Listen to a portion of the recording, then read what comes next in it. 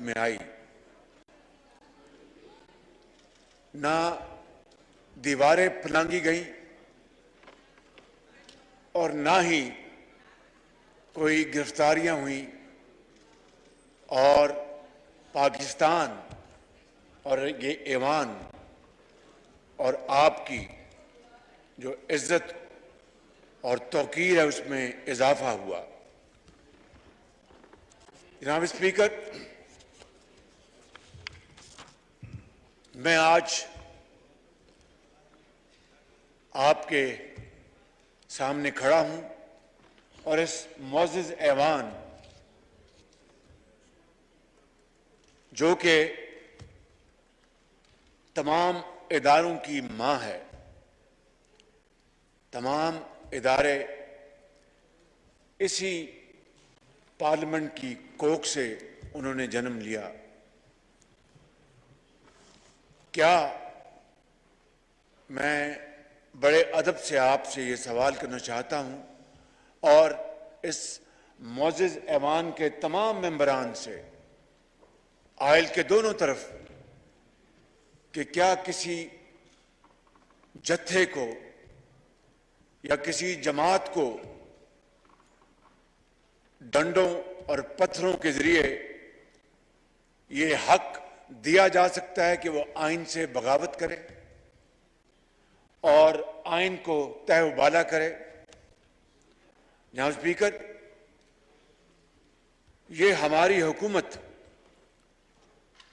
जो 11 अप्रैल को मैंने हल्फ उठाया था,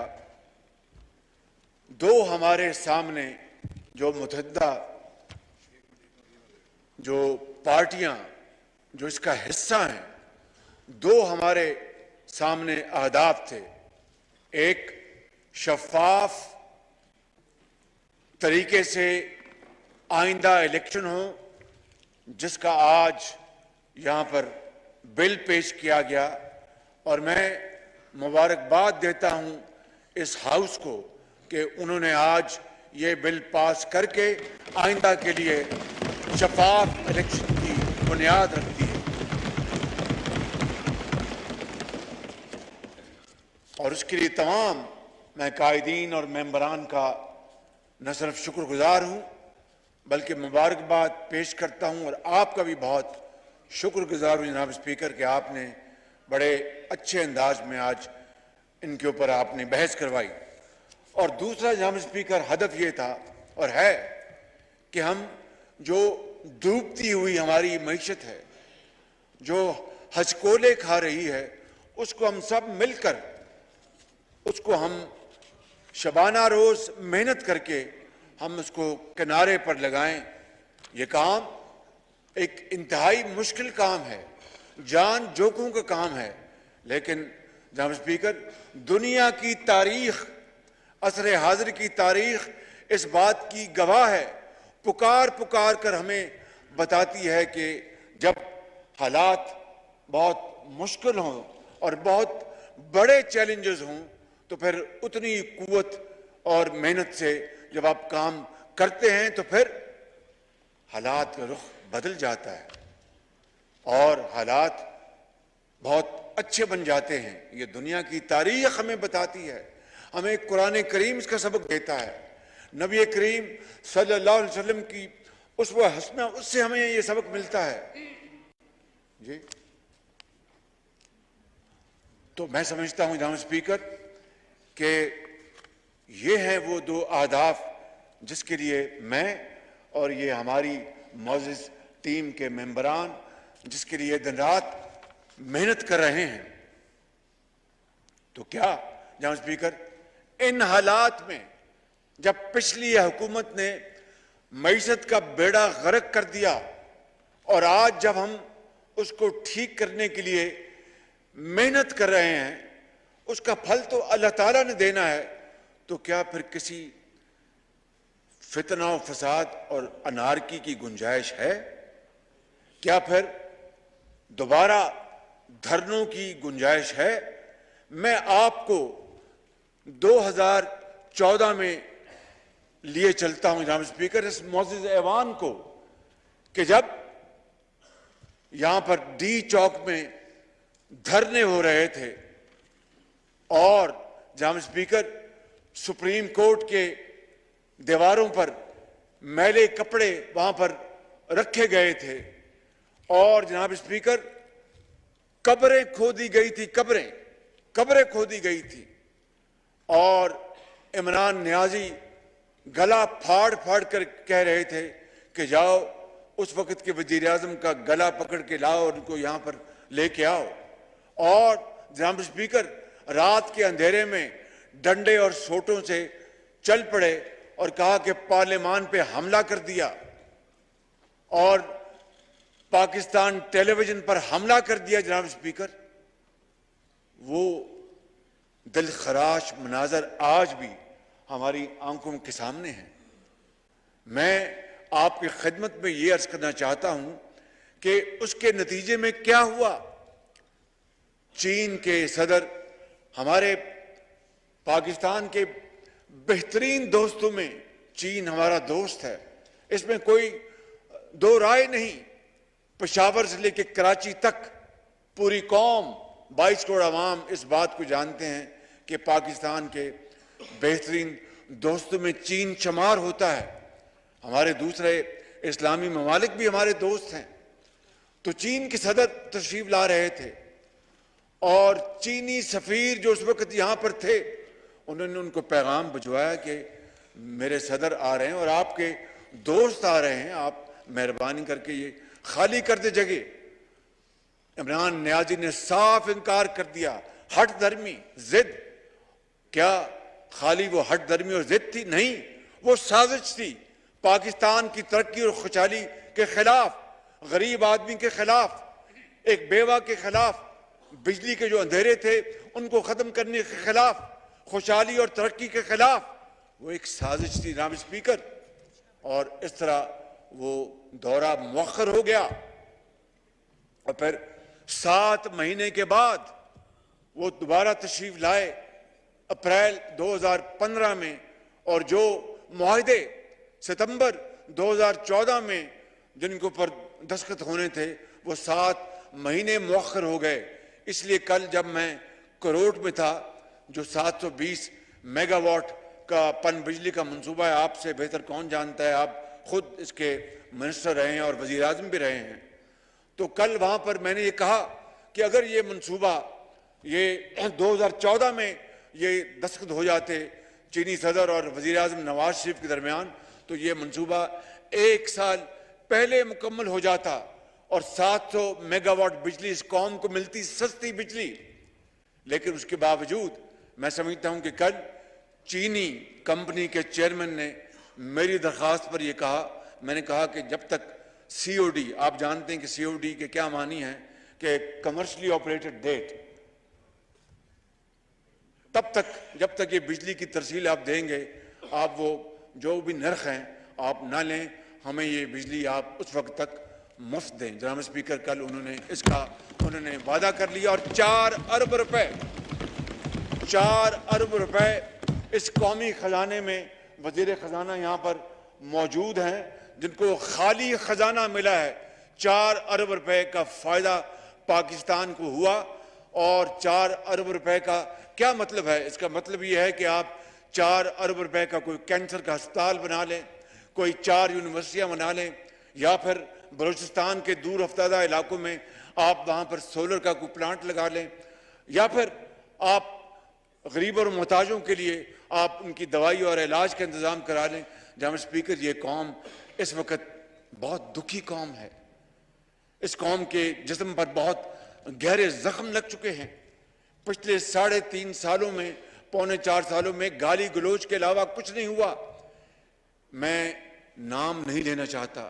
मेरे साथ कल जो मुसाफिर जो अपने सफ़र कर रहे थे, ऑनरेबल ये मिनिस्टर अपना एहसन इकबाल साहब थे और हमारे इंजीनियर साहब थे, वो यहाँ पर मौजूद खुर्रम दस्तगीर, उनको एक शख्स ने कहा, वो जुमला कहा, मुझे बखुदा गो के हमारी वो सियासी मुखालफत है, सियासी मुखालफत होती है, दोस्ती भी होती है पीटीआई से। उसने कहा कि उस दौर में बहुत वक्त ज़ाया हुआ। मेरा दिल पसीज गया। एक बतौर पाकिस्तानी के मुझे बेपना शर्म आई कि क्या आज हमें यह भी ताना सुनना पड़ रहा है ऐसे लोगों से जो कि पाकिस्तान के मुरब्बी और पाकिस्तान के दोस्त हैं। जनाब स्पीकर, यकीन करें कि कौमों की जिंदगी में बड़े बड़े मुश्किल वक्त आते हैं, लेकिन इस तरह की तानाजनी के पिछले दौर में कुछ नहीं हुआ और वक्त ज़ाया हुआ, मैं समझता हूं कि ये कायदे आज़म की रूह को तड़पाने के मुतरादिफ है। लाखों मुसलमानों ने जो इस मुल्क के लिए शहादत दी, पाकिस्तान के लिए, उनकी रूहों को दुख देने के मुतरादिफ है। और मैं समझता हूं कि आज अगर हम ये सब मिलकर, यहाँ पर जो मेरे अपना बैठे हैं, हमारे मोहतरम इस तरफ बैठे हैं, पीछे बैठे हैं, मिलकर जब इस कश्ती को दोबारा किनारे पर लगाने की कोशिश कर रहे हैं, तो फिर ये धरने हो गए और फिर जलाओ और घराव की तहरीक का पैगाम दिया गया और खुलेआम कहा गया कि मैं हर तौर डी चौक पहुंचूंगा। जनाब स्पीकर, मैं आपसे ये अर्ज करना चाहता हूं कि जो इस तरह जो शख्स 3.5 साल गाली गलोच उसका ओढ़ना बिछौना था, दिन रात वो अपना ऑपोजिशन को चोर और डाकू कहना और फिर गुलों को और गुलदस्तों को उसको मस्मार कर दिया, उसको अपना क्या कहते हैं जी, उसको बेजान कर दिया, उसको मसल दिया और आज फिर दोबारा उसी वही 2014 की जो इंतहाई दिल खराश वाकयात की उसको दोबारा ज़हनों में ताज़ा हो रही याद उसकी। जनाब स्पीकर, ये तारीख को अगर दोबारा दोहरानी दिया गया तो फिर हम फिर हाथ रह जाएंगे और कुछ नहीं बचेगा। वो बड़ा मशहूर है वो, अब पछतावे क्या होवत जब चिड़ियां चुग गई खेवत। जनाब स्पीकर, मैं आपको यह अर्ज करना चाहता हूं कि अदलिया और इदारों को किस तरह बदनाम किया जा रहा है, किस तरह बदनाम किया जा रहा है। जनाब स्पीकर, जब कल एक फैसला आया सुप्रीम कोर्ट का, क्या हम में से किसी ने एक लफ्ज भी कहा उनकी शान के खिलाफ या एहतराम को गुस्ताखी की? इनके बारे में मशहूर नहीं, तारीख गवाह है कि खुद कहा कि फलां चीफ जस्टिस मेरा केस सुने तो मैं तैयार हूं, और ये अल्लाह का करना ऐसा हुआ कि वही चीफ जस्टिस जिनका उन्होंने नाम लिया था, उन्होंने फैसला उनके खिलाफ दिया तो उनके खिलाफ दुश्मनाम तराजी शुरू कर दी। ये एक वाकया नहीं, 2 वाकयात हुए, 2 वाकयात। ये तारीख गवाह है, मैं कोई आराम कहानी नहीं सुना रहा। और अगर इनके हक में फैसले तो सब अच्छा है, अगर खिलाफ तो फिर इदारों को गालियां, अदालत उज़्मा को गालियां और पाकिस्तान के खिलाफ साजिशें। जनाब स्पीकर, ये ड्रामा कब तक रचाया जाएगा? ये कौम दुखी कौम है, कब तक ये बर्दाश्त करेगी?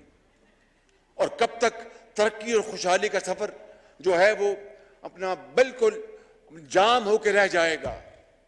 आखिरकार हिंदुस्तान, एक मुझे मिसाल नहीं देनी चाहिए मगर दुखी दिल से दे रहा हूं कि हिंदुस्तान, जनाब स्पीकर, वो जमाना था कि हम पाकिस्तान कई हवालों से उससे आगे थे और कई हवालों से वो हमसे आगे थे। ये कंपटीशन था बिल्कुल। आपको याद है कि 90 की दिहाई में पाकिस्तानी रुपए की कदर हिंदुस्तान के रुपए की कदर से ज्यादा थी।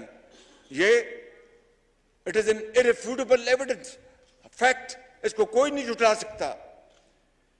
इसी तरीके से जनाब स्पीकर, आप जानते हैं कि 90 की दिहाई में पाकिस्तान की जो मईशत है उसको आजाद किया गया, हिंदुस्तान ने हमें कॉपी किया, उसने हमें कॉपी किया।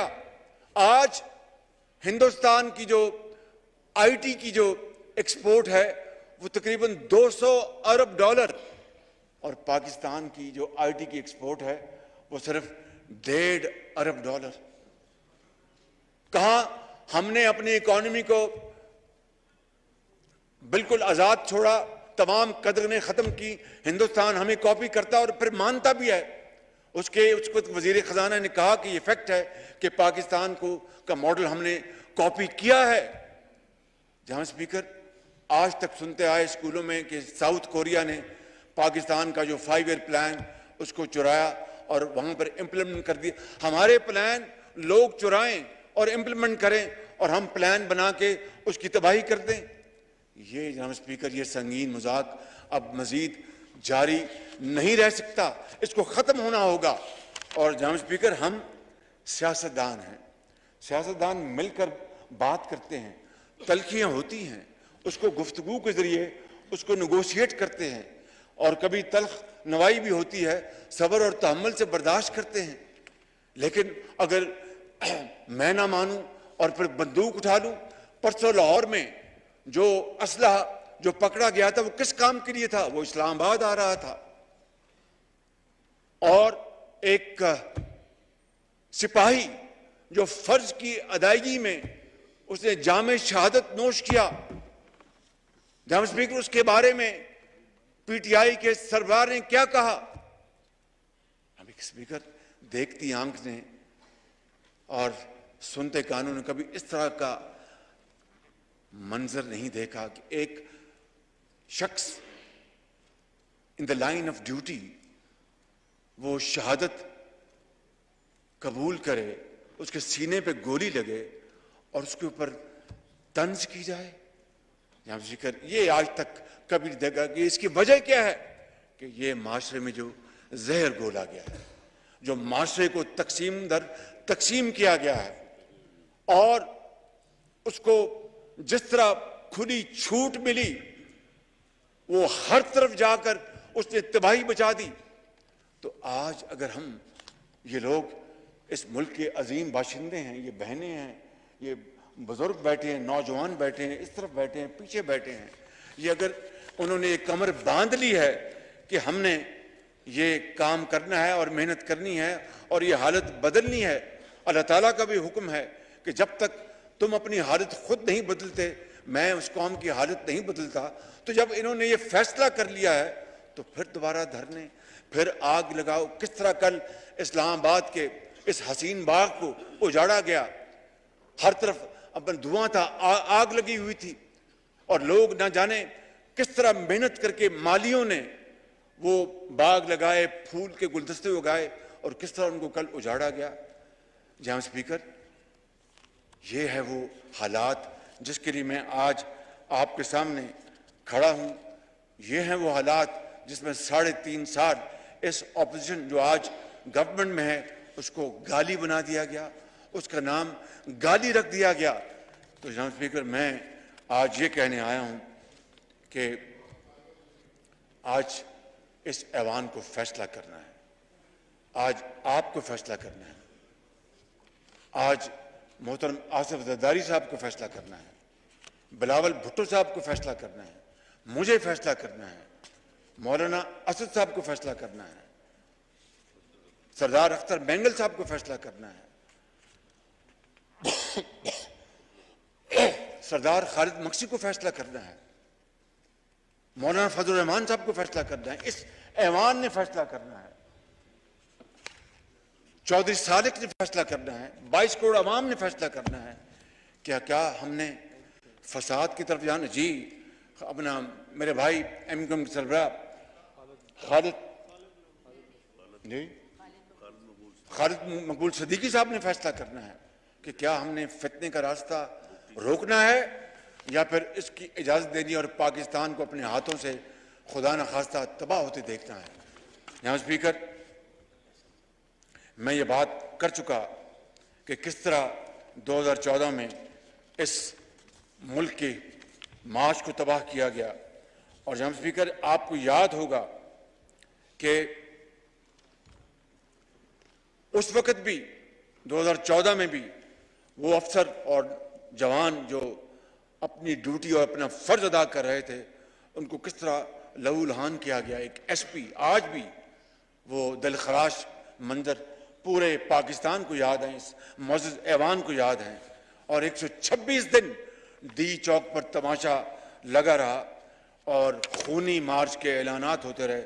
यहाँ स्पीकर, आज फिर उसी खूनी मार्च का इआदा किया गया और जिस तरह जत्थे यहाँ पर इस्लामाबाद लाए गए, मैं समझता हूँ कि इसकी कतन इजाज़त नहीं होनी चाहिए थी। ऑनरेबल इंटीरियर मिनिस्टर ने ये बात तय थी। मैंने ये कहा था कि कोई लाइव एम्यूनिशन लेके नहीं आएगा, पुलिस का एहलकार हो या कोई और हो, कोई लाइव एम्यूनिशन नहीं लेके आएगा। हत्तुल मकदूर हमने कोशिश की कि खुदा ना खास्ता किसी की जान को खतरा ना हो, किसी भी हवाले से, कोई हवाई फायर होता है, कुछ और हो जाता है। और बाकी जो मुहज़्ज़ब माशरों में ऐसे गैर आइनी जो मार्च होते हैं, खूनी मार्च होते हैं, उनको रोकने के लिए जो लॉ इन्फोर्सिंग एजेंसीज हैं, जो भी वो इकदाम लेती हैं एक दायरे में रहकर, उस पूरी दुनिया में होता है। आंसू गैस है, रबर बुलेट्स हैं, कंटेनर्स हैं, वो सारा इंतज़ाम किया गया। मगर उसके बावजूद भी जाम स्पीकर के इस बात के पेश नज़र कि खुदा न खास्ता कोई जानी नुकसान ना हो जाए, हमने बहुत एहतियात बरती। मगर जिस तरह वहाँ से ऐलानात हुए और अटक से ये जत्था आया और वहाँ पर केपी पुलिस के साथ, वज़ीर आला के साथ, जनाब स्पीकर, कभी दुनिया की तारीख में हुआ कि एक सूबा वफाक पर हमला कर दे? कभी आज तक हुआ? और मसल्ला जत्थे हों और भरपूर वहां पर नारे लगाए जा रहे हों।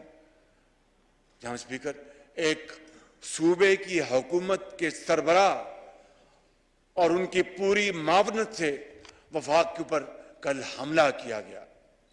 जनाब स्पीकर, ये बात किसी मुहज़्ज़ब माशरे में इसकी इजाज़त नहीं दी जा सकती। और बिलियन ट्री के झूठे नारे लगाने वालों ने किस तरह कल दरख्तों को यहां पर जड़ों से काटा, पौधों को काटा, उनको मसल दिया गया। जी आग लगाई, जलाया, बिल्कुल ठीक कहा आपने। तो ये है वो सवाल जनाब स्पीकर, जिसकी तरफ न सिर्फ मैं आपकी तवज्जो दिलाना चाहता हूं बड़े अदब से, बल्कि आज इस मुअज़्ज़ज़ पार्लियामेंट को इसका जवाब देना है कि क्या हमने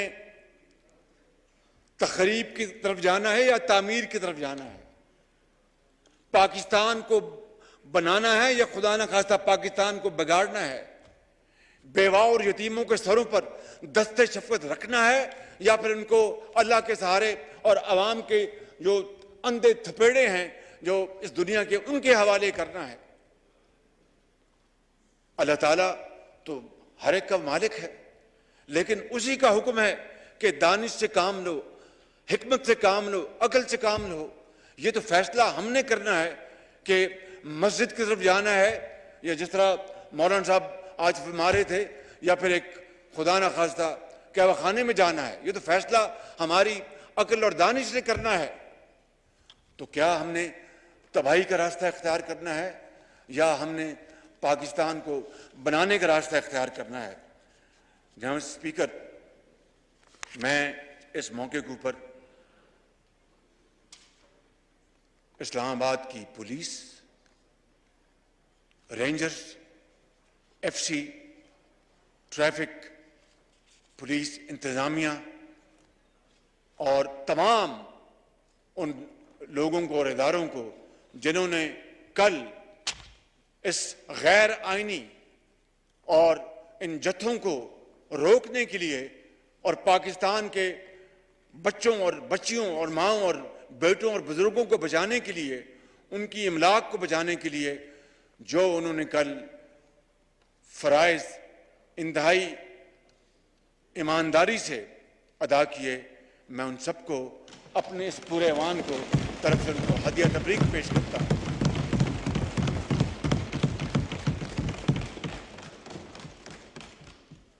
और लाहौर में वो शहीद सिपाही,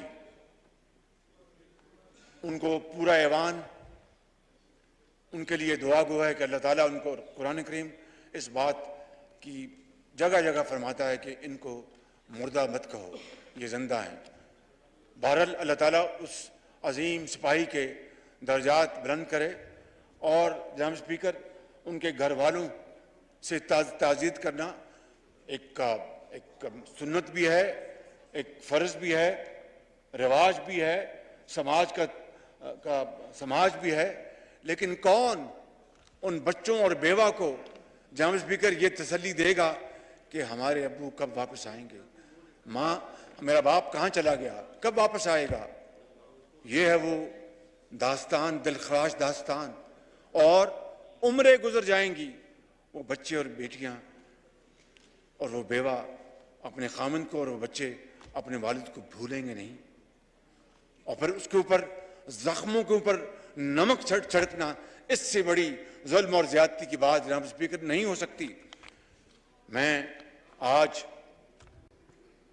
उस शहीद के लिए भी वफाक की तरफ से और जो हमारे लाइन ऑफ ड्यूटी में जो लोग बच्चे बेटे हमारे जख्मी हुए हैं, उनके लिए मैं वफाक की तरफ से एक पैकेज का ऐलान करता हूं, ताकि इनका हौसला बढ़े, इनकी हौसला बढ़े, इनको हिम्मत हो कि हर अच्छे काम के लिए हुकूमत वक्त उनकी पुष्ट पर है।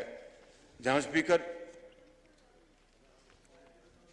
शहीदों के जाने का दुख, उनके अहला खाना से हम सब ताज़ियत करते रहेंगे, दुआ भी करते रहेंगे। मेट्रोस की तामीर भी फिर हो जाएगी, हमने पहले भी तामीर की थी, इन्होंने तखरीब की, फिर हम तामीर करते जाएंगे। जितनी बार ये जलाएंगे हम उसको दोबारा बनाते रहेंगे। लेकिन ये सफ़र कब तक, ये मजाक कब तक, ये मेरा वतन, ये मेरे वतन के 22 करोड़ अवाम कब तक इस संगीन मजाक को ये झेलते रहेंगे। जनाब स्पीकर, ये है वो सवाल, चुपता हुआ सवाल, जिसका जवाब आज इस मोअज़्ज़ज़ ऐवान ने देना है। जनाब स्पीकर, आपको याद है, ये कोई बहुत माजी बईद की बात नहीं, माजी करीब की बात है, जब दहशतगर्दी के हाथों इस कौम के हजारों नौजवान, आज भी जब आप किसी सड़क पे जाते हैं तो कोई अगर बेचारा वो माजूर है तो शायद कि उसको दहशतगर्दी के ज़माने में किसी दहशतगर्द ने बम फेंका, उसकी टांग उसकी टूट गई, कट गई। अगर कहीं किसी कोई माँ अगर अपना बिस्तरे मर्ग पे दराज है तो वो इलाज ना करा सकी, इसलिए कि दहशतगर्दी के अंधे थपेड़ों के हवाले उसको कर तो दिया गया, लेकिन घर वालों पे इलाज के इतने वसाइल नहीं थे। ये हैं वो अजीम कुर्बानियां जनाब स्पीकर, हजारों पाकिस्तानियों ने दी हैं, सिपाहियों ने दी हैं, पुलिस के अफवाज पाकिस्तान के अफसरों और जवानों उनके बेटों ने दी है, लॉ इन्फोर्सिंग एजेंसी ने दी हैं, पूरे चारों सूबों के अवाम ने दी हैं, और सबसे बढ़कर खैबर पख्तूनख्वा के अवाम ने दी हैं, जो कि एक फ्रंट लाइन के तौर पर ये जंग लड़ता रहा दहशतगर्दी की। तो आज उसके बाद पेशावर में जहाद के नारे लगाए जाएं। जनाब स्पीकर, जहाद किसके खिलाफ? हिंदुस्तान के खिलाफ, दुश्मन के खिलाफ, किसके खिलाफ जहाद के नारे लगाए गए? जनाब स्पीकर, यह है वो सवाल। अगर इसका जवाब इस कौम को ना मिला और इस ऐवान ने ना दिया तो फिर खुदा न खास्ता हमारी जो डायरेक्शन जो है हमेशा के लिए तब्दील हो सकती है। जनाब स्पीकर, ये वहां पर पेशावर में जहाद के नारे लगाए गए और मजहब को जाती मकसद के लिए इस्तेमाल किया गया, इससे बड़ा कभी और कोई फेल हो नहीं सकता। इस फेल का जितनी शिद्दत से ये ऐवान उसकी मजम्मत करे जनाब स्पीकर, वो कम होगी। मैं चाहूंगा कि आज इस बात के खिलाफ और कल के वाकयात के खिलाफ ये ऐवान एक करारदाद मंजूर करे, इसकी भरपूर मजम्मत करे और आइंदा ऐसे वाकयात की रोकथाम के लिए कोई भी हुकूमत हो उसको पूरा इख्तियार दे कि वो अवाम की जान और माल की हिफाजत के लिए वो भरपूर आगे बढ़े।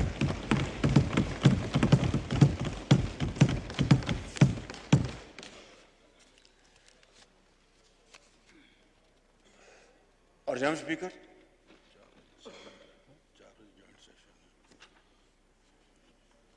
मैं वक्त किल्लत को बिल्कुल समझता हूँ जनाब स्पीकर, जॉइंट सेशन भी है। मैं अपनी बात को मैं बहुत करीब ले आता हूँ ताकि जॉइंट सेशन के ऊपर ये इजलास जो है वो रुकावट ना बने। जनाब स्पीकर, मैं यहाँ पर मोहतरम अजीम मुजाहिद यासिन मलिक की भी बात करना चाहता हूँ। और देखिए, शूमी किस्मत, कल 25 तारीख को यहाँ पर गिराओ जलाओ की तहरीक हो रही थी और इमरान नियाजी हर चीज से बेपरवाह होकर कि किस तरह उसने अपने दौर के आखिरी दिनों में सब्सिडी ना होने के बावजूद, वसाइल ना होने के बावजूद तेल और पेट्रोल की कीमतें जो आज दुनिया भर में आसमानों से बातें कर रही हैं, उसकी कीमतें कम करके हमारे लिए एक बारूदी सुरंग बिछा गया ताकि जब ये आएंगे तो इनको अगर कीमतें बढ़ानी पड़ेंगी तो मैं 25 तारीख को इसका एक और मैं शोशा छोड़ूंगा कि देखो मैंने तो कीमतें कम की थी और इन्होंने बढ़ा दी। जनाब स्पीकर, सवाल ये पैदा होता है कि इस इमरान नियाजी को ये क्यों तौफीक ना हुई कि पिछले 3.5 सालों में किसी गरीब के मुंह में नवाला डाल देता, किसी के लिए दाल सस्ती करता, किसी के लिए आटा सस्ती करता। इसने, मैं बिला खौफ तरदीद आपकी खिदमत में अर्ज करना चाहता हूं कि जहां पर अस्पतालों में पाकिस्तान में दवाइयां मुफ्त मिलती थी, इसने बंद कर दी। जहां पर इलाज मुफ्त मिलता था, इसने बंद कर दी। जहां पर एक्सरे फ्री थे, इसने बंद कर दिया। PKLI को तबाह कर दिया। और जनाब स्पीकर, जो हेपेटाइटिस के लाखों मरीज है इस मुल्क में, वहां पर फ्री इलाज था, उसको बंद कर दिया, जिंदगी तंग कर दी। मैं समझता हूं कि इसके बाद भी कोई आपको सबूत चाहिए कि ये शख्स असल में ये अपने लवादे में पाकिस्तान की खुशहाली और तरक्की का दुश्मन है, उसका साथी नहीं है। ये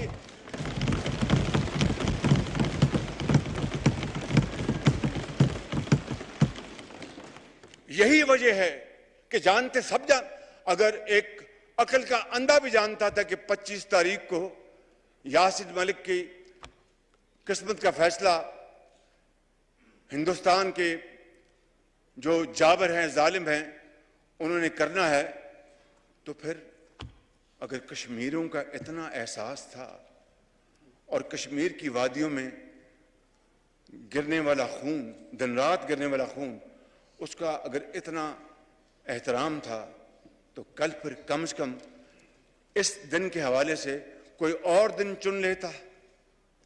परवाह नहीं थी कश्मीरियों की, सब झूठ, कोई परवाह नहीं थी उनकी, उन शहीदियों की कोई परवाह नहीं थी, कोई परवाह नहीं थी, कोई एहसास है। पत्थर दिल जो शख्स, और मैं ये हकायक पर मबनी बात कर रहा हूं जनाब स्पीकर, मुझे आदत नहीं है कि मैं एग्जेजरेट करूं या खुदा न खास्ता कोई ऐसी बात करूं जिसका मुझे शर्मसारी हो। इंसान है, गलती तो हम सबसे होती है। वो शख्स जो इनकी पार्टी के फाउंडर मेंबर थे, मैं आपको ये मिसाल इसलिए दे रहा हूं कि आप मेरी गुजारिश को करीब से समझ सकें। उनका नाम था हक साहब, क्या नाम था उनका? नईमुल हक। He was one of the founding member of this party. जनाब स्पीकर, उनका कराची में इंतकाल हो गया, ये उनके जनाजे पे नहीं गए। अगर वक्त नहीं था, मिला गाली गलोच के अलावा, क्योंकि दिन रात गाली गलोच करते थे, वक्त नहीं मिला था तो घर जाकर कहीं फातिहा कह लेते, ये वहां नहीं गए। जिस शख्स का ये आलम हो कि इतना पत्थर दिल हो कि परवाह तक ना हो एक ऐसे साथी की जिसने PTI की बुनियादें रखी, उसकी बुनियाद में सीमेंट डाला, गारा डाला, तो कश्मीरियों की किस तरह परवाह करेगा? अगर ये वाकई PTI के लीडर था और पाकिस्तान की इज्जत वकार इसको बहुत अपना अहम था, तो फिर कल यासिन मलिक के हवाले से पिछले 5 दिन से ये शोर पूरी दुनिया में मच रहा था कि उसको नाजायज सजा दी जाएगी। इसने जानबूझ के ये दिन रखा कि मुझे क्या परवाह इन कश्मीरियों की। मैंने पाकिस्तान में आग लगानी है खुदा न खास्ता और जलाओ घराव करना है, कुछ हो जाए मैं इसे बाज नहीं आऊंगा। ये है वो मेंटेलिटी, ये है वो एक इंतहाई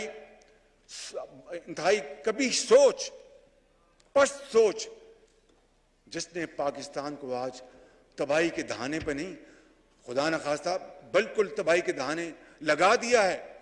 लेकिन मैं समझता हूं कि जनाब स्पीकर, यासिन मलिक के हवाले से मैं बात कर रहा था कि वो एक अजीम माँ का एक अजीम बेटा है, और आज ये पूरा ऐवान, कल जो सजा दी गई नाजायज़ यासिन मलिक को, पूरा अवान एक आवाज़ के साथ उसकी भरपूर मजम्मत करता है। और रावलपिंडी में उनकी अहलिया और उनके बच्चों के साथ हमारे दिल धड़कते हैं, उनको यकीन दिलाते हैं कि जब तक हमारे जिस्म में सांस है, जान है, खून दौड़ रहा है, हम यासिन मलिक के लिए, कश्मीर की आज़ादी के लिए, कश्मीर की अक़वाम मुत्तहिदा के करारदादों के मुताबिक उनकी हक़ खुद इरादियत के लिए हम इंशाअल्लाह हमेशा पाकिस्तान का 22 करोड़ कुंबा उनके लिए साथ खड़ा होगा और शाना बशाना उनकी आवाज़ में आवाज़ बनाएगा। जनाब स्पीकर, मैं ख़त्म कर रहा हूँ। मुझे मालूम है कि आप मुझे इशारतन ये बात कर रहे हैं। जनाब स्पीकर, मैं आपको ये कहना चाहता हूँ कि इस वक्त मुल्क पाकिस्तान, कायद का पाकिस्तान यकीनन ख़तरात में मंडला रहा है। और अगर बात इलेक्शन की थी, जिस तरह मैंने कहा, तो फिर ये ऐवान में आते। जनाब स्पीकर, मैं ये बात वाज़े कर देना चाहता हूँ इस जत्थे के सरबराह को कि तुम्हारी डिक्टेशन नहीं चलेगी, ये हाउस खुद फैसला करेगा। हमें शफाफ इलेक्शन कराने हैं, कब कराने हैं ये ऐवान फैसला करेगा, ये ऐवान फैसला करेगा। और जब तक ये कोलिशन गवर्नमेंट चाहेगी, हम दिन रात मेहनत करके मसाइल को हल करेंगे। इस हुकूमत की जो मियाद 1 साल 2 महीने है, इमरान खान नियाजी, किसी भूल में न रहना। हम बातचीत के दरवाजे खुले हैं। बातचीत करना ये सियासतदानों का सबसे आला ज़र्फ होता है, सबसे शानदार टूल होता है, हथियार होता है। बातचीत के लिए दरवाजे खुले हैं। मैं कमेटी बना सकता हूं, लेकिन अगर तुम्हारा ख्याल है कि तुम हमें मरूब कर लोगे, ब्लैकमेल कर लोगे, डिक्टेशन दोगे, तो अपने घर में दो, इस ऐवान को मत दो ये डिक्टेशन।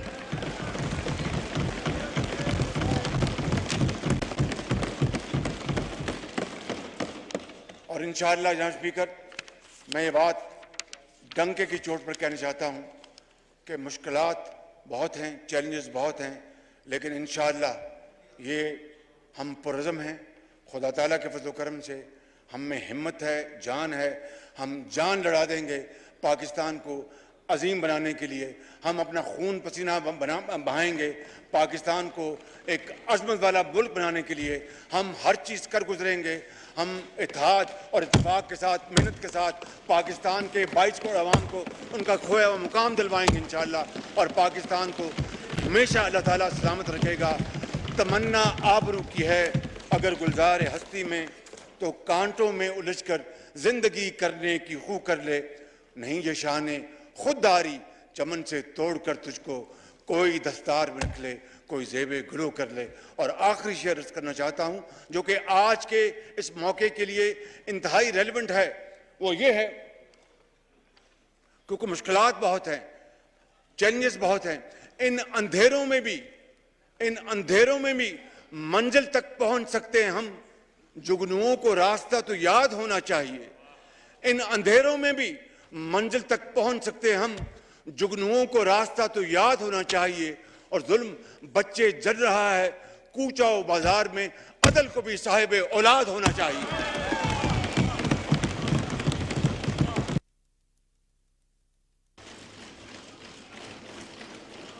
ऐवान की कार्रवाई बरोज जुम्मा 27 मई